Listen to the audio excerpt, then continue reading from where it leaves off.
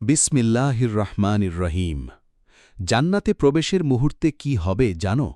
ফেরেশতারা স্বাগত জানাবে এই কথা বলে, ওয়াকাল আলাহুম্মা খাজানাতুহা সালামুন আলাইকুম তুইবতুম ফাদখুলুহা খালিদিন। তোমাদের ওপর শান্তি বর্ষিত হোক, তোমরা কত ভালো ছিলে, এখন চিরকালের জন্য প্রবেশ করো। সূরা আজ-জুমার আয়াত ৭৩।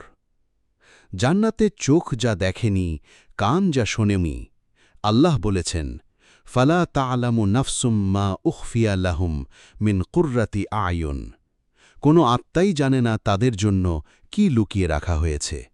সূরা আস-সাজদা আয়াত ১৭।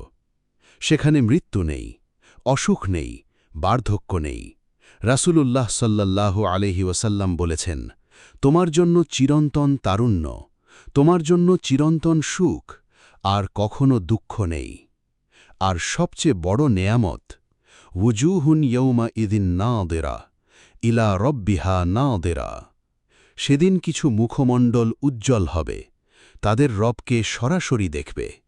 সূরা আল কিয়ামা আয়াত ২২-২৩। আল্লাহ আমাদের সকলকে জান্নাতুল ফিরদাউস দান করুন।